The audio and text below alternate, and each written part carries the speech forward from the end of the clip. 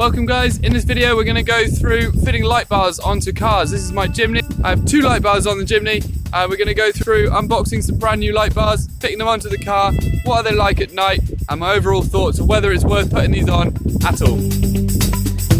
So I'm going to give you a quick introduction to the LED light bar that I've bought to go on the roof of my little 4x4. This is actually the second one I've got. I've got a big one from the same company on the front. I've got a smaller one here to go on the back. This is a 12-inch, but it's very, very similar to the 26-inch that I already have on the roof. I also have the official Wow Factor lighting wiring kit. So just to open up the box and show you what's inside, very simple. I'm not going to spend a long time poking and prodding it in the box because I'm going to fit it on the car in a minute and show you what it's about. Been very pleased with the one I've got already, hence buying another one. Packaging, simple box, no frills, little plastic cover on, which will take on. They do get really hot. Gone are the days where LEDs do not produce heat. They're whacking the power through this, so it will get warm. The lens has different lens bubbles on it, so the center is a beam and the sides are flood, and you can see that quite clearly when it's lit up, and particularly when you shine it into your face, you can definitely tell that the middle is the beam. Then we have these. In here will be a box and no Allen key. There is, so these are the brackets that bolts down into the roof of the car. These brackets are adjustable.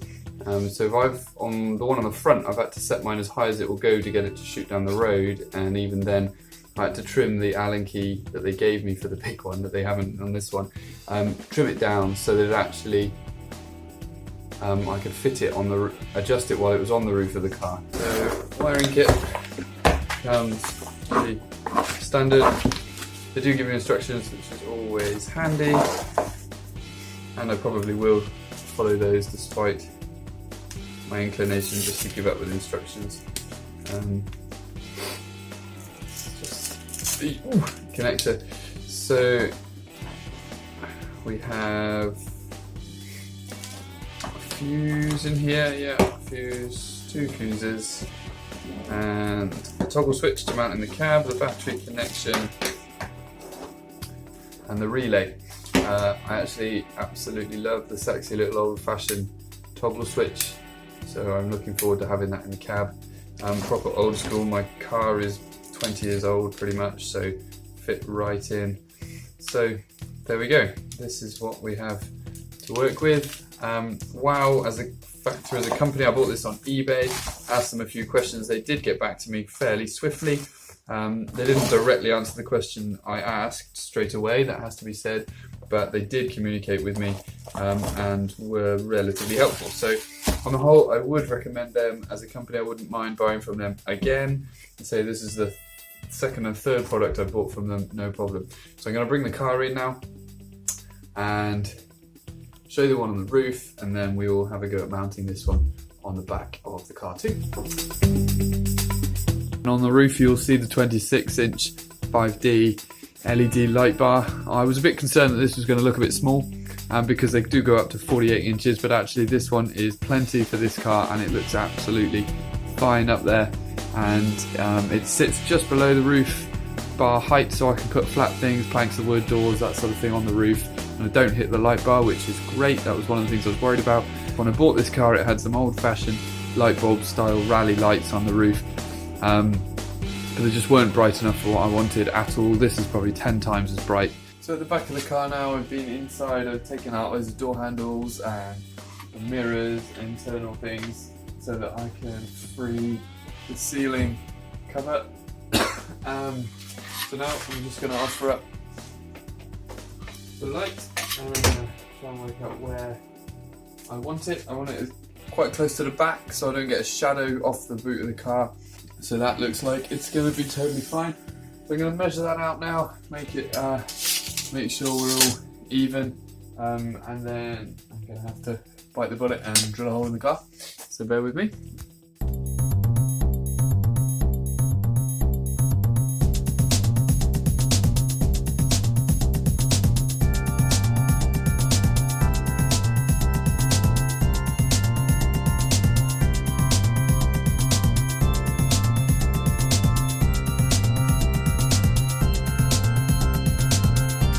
So I'm just setting these fixing bolts in now. By the time you've dropped the bolt in, you can see that the bolt is actually captive. So I'm gonna loosely screw that back on here. I found from doing the other one, I think, that trying to stick them on afterwards is a pain. There we go. So now we'll just offer that up to the hole. What do you know? It fits.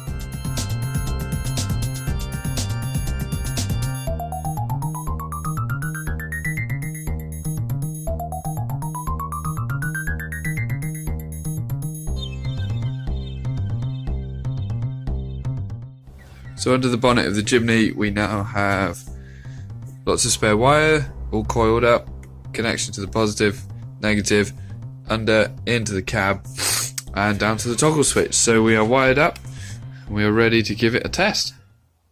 It's finally the day we've been waiting for. I'm going to take you for a drive and show you these lights. It is dark, it is nice, I have time, and I've had the lights on the roof for a little while now. I've basically waited over the summer because it takes too long to get dark to do a video. So I'm going to take you out into the farm and show you these lights in action and show you if they're any good or not. Right then, boys and girls, we are currently driving. This is my normal headlights. And they're pretty rubbish. Main beam, light bar.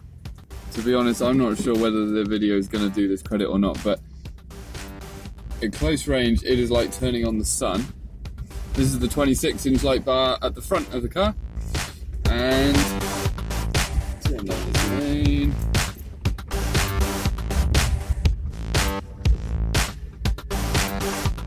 They say we see about 100 meters in the dark with the light bar on, light bar off, light bar on, off, on. There we go. That's the 26-inch light bar on the top, shining right across the field.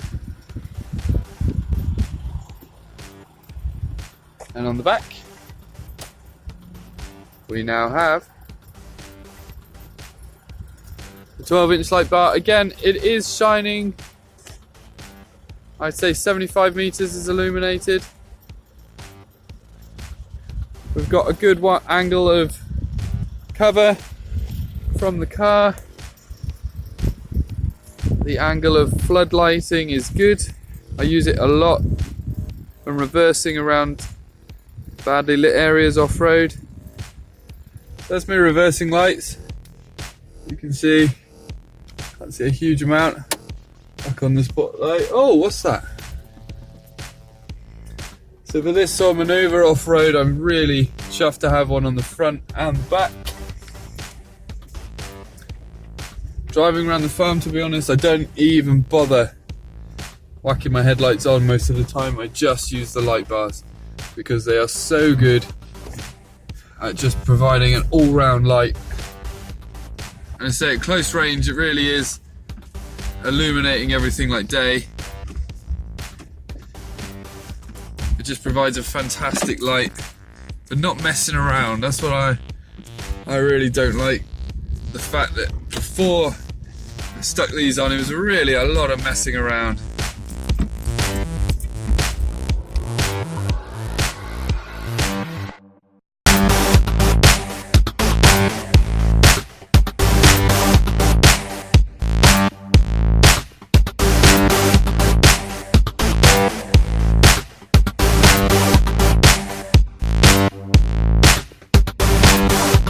So thanks for sticking around to the end of the video. To wrap up, in my opinion, these are brilliant bits of kit. If you spend time outside in the dark working or driving around, then these are a really good addition to your vehicle.